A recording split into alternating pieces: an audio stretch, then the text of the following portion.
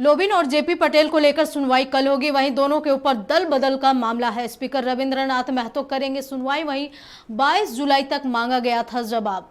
तो लोबिन और जेपी पटेल को लेकर सुनवाई होगी, जिसको लेकर के 22 जुलाई तक का मांगा गया था जवाब। दोनों के ऊपर दल बदल का है मामला।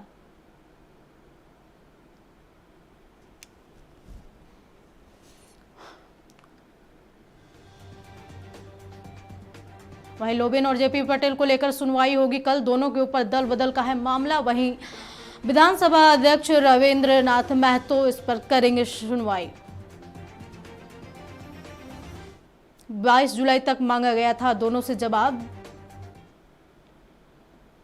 यही मुद्दा है झारखंड में। मुद्दा की कोई कमी है, चाहे वो सेंट्रल से रिलेटेड हो या स्टेट से रिलेटेड हो। अगर करेंगे तो मैं तैयार हूँ, लेकिन पार्टी से निकाल सकता है, गुरुजी के दिल से नहीं निकाल सकता है, और मेरे दिल से भी गुरुजी। अभी जो आप देखेंगे कल जो एग्जैक्ट पोल आया है, उसमें कहीं ना कहीं किसी खास व्यक्ति के इशारे ऐसा लग रहा है, किसी खास व्यक्ति को प्रभावित करने के लिए और इंडिया गठबंधन के नेताओं और कार्यकर्ताओं को मनोबल गिराने जैसा एग्जिट पोल आया।